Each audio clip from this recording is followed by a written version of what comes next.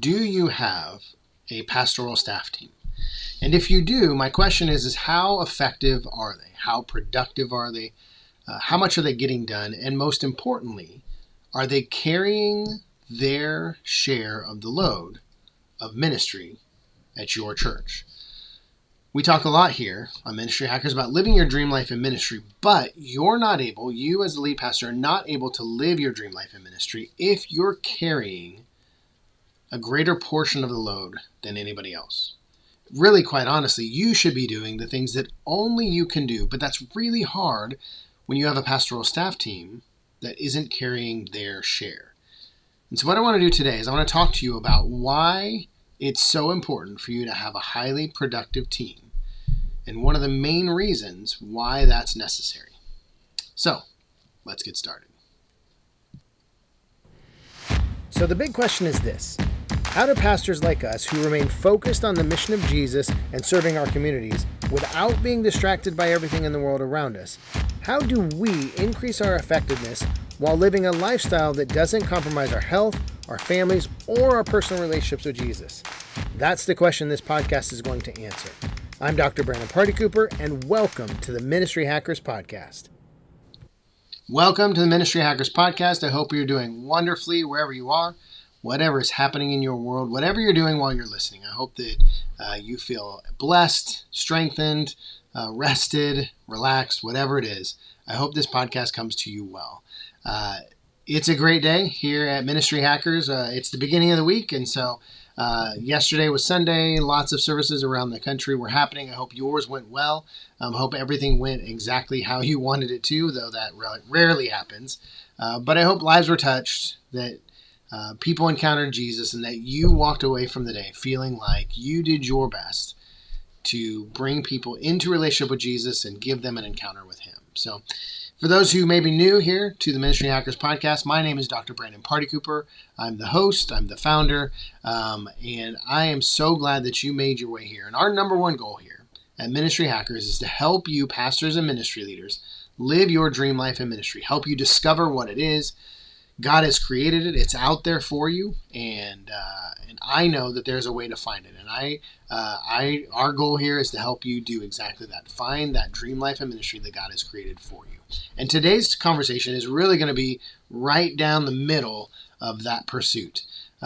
So many of you have a pastoral staff team. Some may have a pastoral staff team of 1. Others have pastoral staff teams of 10 or 15, and some even larger than that. But one of the things that is necessary when you have a pastoral staff team is having a proper training process. Now, here's the deal. Every time you hire a pastoral staff member, you have some sort of training process. Most of you do. You have a policy manual they need to go through. Maybe you have some conversations with an HR person, or maybe conversations with you as the lead pastor. You have something they go through, but what I know and what my experience has been is that usually most of those training processes are really acclimation processes, helping the new pastor acclimate to the church, acclimate to the systems, acclimate to the database, and all these different pieces that's going to help them function within your church, within your administrative office, within all the systems you have set up.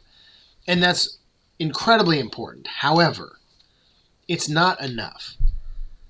And the reason why is because your pastoral staff team come from a wide range of origin stories. You have some who are coming to you from Bible college. Some of them have gone on to seminary. Others have come from some ministry training school. Others have gone through some sort of internship process at their home church, learning from their local pastor. There's just a wide range. And some people just say, you know what, I have a calling on my life. I started preaching and I'm just in ministry. And they really don't have any training whatsoever. And so when you hire your pastoral staff team, you look at their resume, you talk to their references, you have some idea, but you really don't know the depth of training and capability that they have when you get them. And not only that, but you, I'm sure, have a way of doing ministry at your church that is different than any other church around the country, or at least you have nuances.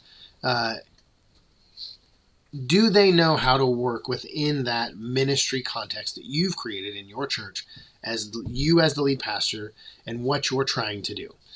And so this is why I think that it's so important for you to have some sort of training process for your pastoral staff to go through. And really what it does is when you take your pastoral staff through a proper training process that's really diving into what you expect when they preach, how you expect them to interact with people, what you expect when they have events, when they throw events, what you expect from them on hospital visits, or what you expect from them when they do a wedding or whatever. There are certain ways that you want them to do things, certain ways that your church culture and your congregation expects them to do it. And at the same time, there's a level of proficiency that you require. If they go and they do something and you watch them do it, they're either going to meet your expectations of proficiency or they're going to miss it. And the thing is, if you haven't taken the time to really train them in the proficiency that you're looking for, then you really can't hold them accountable for their lack of proficiency because you haven't taken the time to train them. Now, please understand, I'm not saying that you need to take them from 0 to whatever level of proficiency you have. Because if you're doing a good hiring process, if you're going through the process that we use here at Ministry Hackers to help hire quality pastors that you're looking for on your team, they shouldn't be at 0.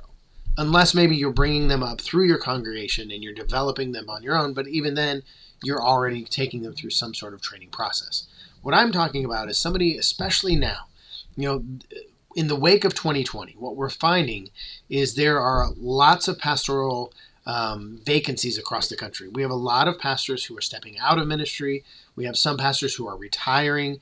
And so there's this carousel of ministry positions being moved. People are stepping into lead pastor positions for the first time. Others are coming in first-time youth pastors, kids pastors, executives, whatever. And this shakeup, or the carousel of ministry positions that's happening, we have a lot of younger pastors stepping into ministry for the first time, or they're stepping into their second ministry position. And so if you're taking especially younger pastors and you're bringing them on your team, either one of two things: either they did really well in their first position and and they're looking to go to the next level with you, which requires and even subtly expects you to train them to be successful at that next level that you're hiring them into. Or on the other hand, you may be taking some young pastor who's coming out of their first position and it was awful. They were beat up, they were abused, they were maybe mishandled, maybe who knows. I can't tell you how many stories that I have watched personally of young pastors who are in their first or second position and they aren't trained at all almost. They have high expectations placed on them, zero support, and high levels of accountability that almost creates an atmosphere where they just can't be successful. Whereas if you create this training process, if you create some sort of training experience that they get to go through, you wipe all of that away. You give them the opportunity to do well. You set them up for success. You invest in them because you value them as a person, not just them as a cog in the wheel of ministry at your church. And so that's why I think it's so important for you to create a training process for your pastoral ministry team. What it also does is it gets everybody on the same page. So for you as the lead pastor, leading individuals, so let's just say you have a team of 5, a pastoral staff team of 5. Leading them as individuals is already challenging enough. But then if you're also having to try and manage their what their expectations are from their old church, or what they learned from Bible college or whatever, if you're trying to figure all of that out, it makes your job even more challenging. And as you're trying to lead them and they're doing things and you don't like what they're doing, and then you're coming in a little bit more of a punitive way of why are you doing it that way? Or, didn't you ever learn how to do this or whatever? Well, the answer usually is probably no. If they're doing it the way you don't want them, or if they're not doing it at a level of proficiency that you're looking for, part of that's on them. Part of that's on their training experience, but part of it's on you. If you didn't train them the way you wanted them to do things when they came in, then you can't hold them accountable for doing it wrong if you don't tell them how you want it done. And so when you create a training process for all of your pastoral staff members to go through, it creates that foundation that everybody is working from, everybody is functioning from. And so then when you communicate, I want this to happen, everybody can understand what your expectations are because they went through the training process that you designed, that you created, and that you've set up the expectations that they can follow. So even if you say, hey, I would like, this pastor, I would like you to, preach on this coming Sunday, whatever that Sunday is. They immediately know because they've gone through your training process, this is what you expect from me when I preach. But if you don't have that training process, you say, hey, so-and-so, I want you to preach in 3 weeks, and here's what here's the topic, or, you figure it out, whatever, and then they preach on that Sunday, and it's terrible, well, sure, that might be on them some, but it's on you too, because you didn't communicate, you didn't train them, you didn't develop them, you didn't set them up for success. And again, quite honestly, I see that a lot. I see a lot of staff pastors who are not set up for success, but who are expected to hit it out of the park every time they do something. And it's just unrealistic. And quite honestly, it's part of the reason we have so many pastors leaving the ministry because of the pressure and what's put on them and the lack of training that they receive once they arrive at the local church that they're serving in. So, the main reason why I think you need to have a training process is because you don't know where they're coming from necessarily. You don't know what proficiency level they come in with, and so you need to train them so that you can get them all on the same page. The second reason why I think it's vital for you to have a training process for your pastoral staff members is because you as the lead pastor are probably carrying too much on your plate. I've had some pastoral wives talk to me. And, their husbands have hired me to come on alongside them, consult with them, whatever. And I've had conversations with the wives to say, I really hope that working with you and spending time with you and, going through this process with you, I really hope that he can be home more. I really hope that he can spend more time with his kids. I hope he can really relax and not be so stressed out and so overwhelmed. These are conversations that I'm having with wives of pastors who are wanting their pastoral husbands to be in a healthier place, in a better mental state, a better emotional state, and quite honestly, a better place just with the family. All because lead pastors primarily carry more than you should. The goal, and I know this isn't always realistic, but the goal should be for you as the lead pastor to carry the responsibility of the things that only you can carry. If anybody else can carry it, especially if it's a staff pastor, can carry it, hand it off. But it's hard to do that. It's hard to delegate out if you don't have a training process that's communicating your expectations, that's training in the way that you want things to work. You want to live your dream life in ministry. You want to pastor a growing church and be with your family. You want to pastor that growing church and take vacations. You want to see your community reached and have a hobby at the same time. Well, all of that comes down to having a highly effective pastoral staff team. If you don't have a highly effective team, you cannot live that dream life in ministry.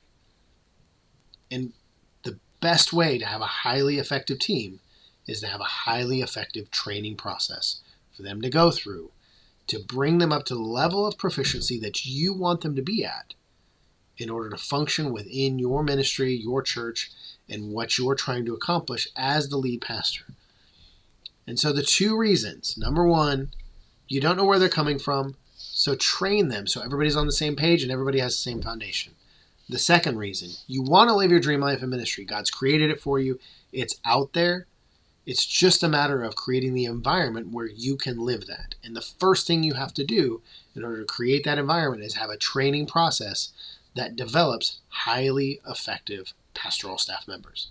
If you do that, then the door to living your dream life in ministry opens up wide. And so, figure out what your training process currently looks like, if it exists at all. Ask yourself the question, is it an acclimation process, or is it actually training them to be better pastors and ministry leaders? And if it's designed to be more acclimation and not ministry training, then start working on what a ministry training process looks like for your pastoral staff team.